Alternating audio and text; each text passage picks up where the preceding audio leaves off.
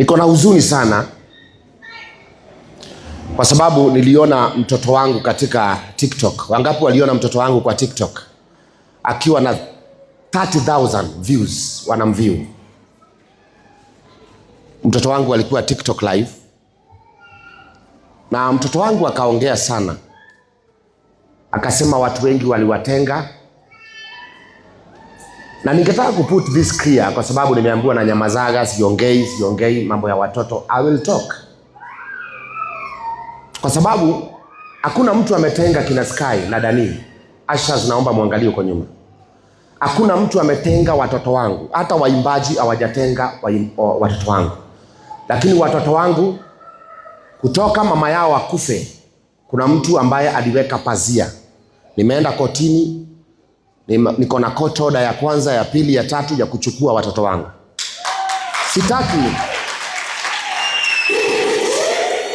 Sitaki kutumia vita. Otherwise mimi mwenyewe ni guni. Nikiamua kuchukua hawa watoto, nitawachukua na nitapigana huko na nitatoa watu wote wakaone tukachukua watoto.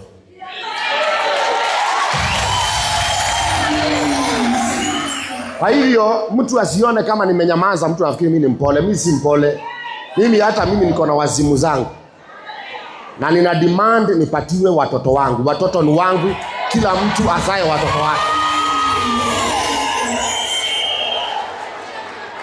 Haiwezi kuwa mtu anang'ang'ania watoto wangu na ako na watoto wake Amerika na aliacha na mama mwingine.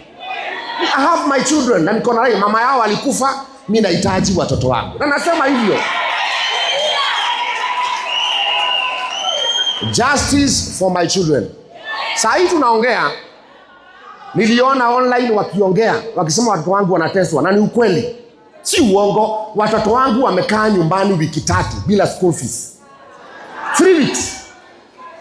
3 weeks bila school fees. Na mimi sio maskini. Mimi sasa kusaidiwa hata kulipa school fees. School fees ya hawa watoto per term ni 1,500. 500,000. Na niko na hizo receipt. Nilipigiwa simu na shule wakaniambia nilipe. Nikasema sitalipa. Nitalipa school fees watoto wakiwa kwa nyumba yao yenye nimwanunulia runda.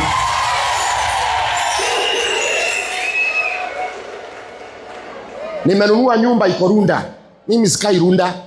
Mimi nakaa hapa Chokaa. Nimenunua nyumba iko Runda, na hapo ndio nilitaka watoto wangu wakae hapo. Wao wanachukuliwa na gari, wanaenda shuleni, wanarudi hapo. Mimi niendelee kukaa hapa Chokaa na nitakuwa naenda huko maana ni kwangu. Lakini sasa kuna mtu mwingine hapo ako na watoto wa Amerika, lakini amekatalia watoto wangu. Anakatalia watoto wangu kwa sababu wakilipwa yeye ndiye anachukua hiyo pesa. Wakilipwa na content yeye ndiye anachukua hiyo pesa. Mimi ninakuambia, rudisha watoto wangu.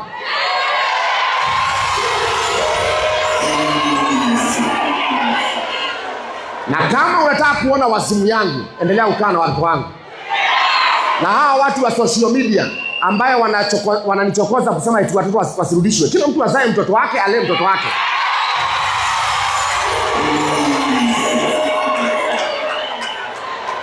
Hata nyoka inakaa na watoto wake. Hata malaya anakaa na mtoto wake. Hata mwendawazimu anakaa na mtoto wake. Kwa hivyo niruhusiwe nikae na watoto wangu. Watu wana provoke watoto, wanadanganya watoto. Mpaka saa hii nasikia mpaka kulia.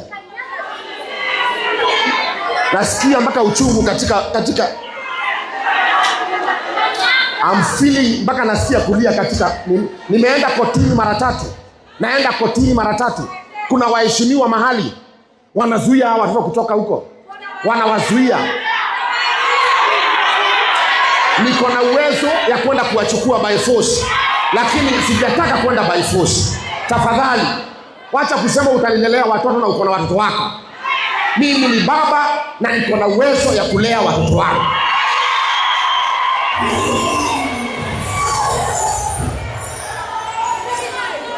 Unasikia mpaka kulia katika wakati naona huyo mtoto anaingia katika TikTok live, anadanganyana live, anasema anaendelea vizuri.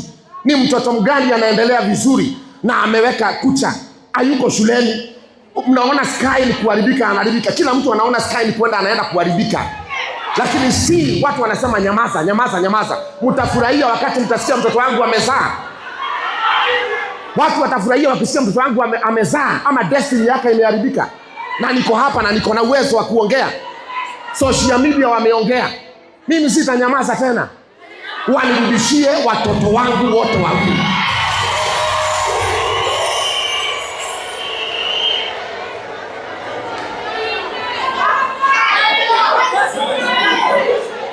Inauma sana mpaka mtu anasikia kulia.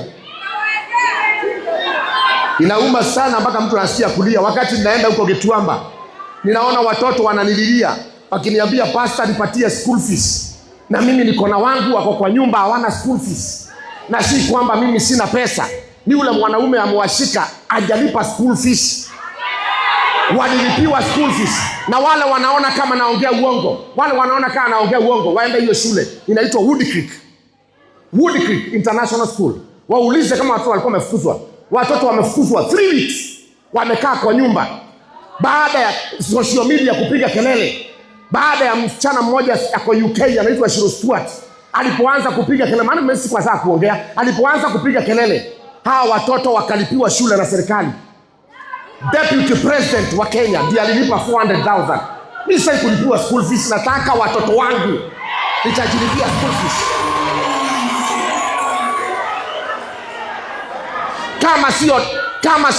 Kama sio serikali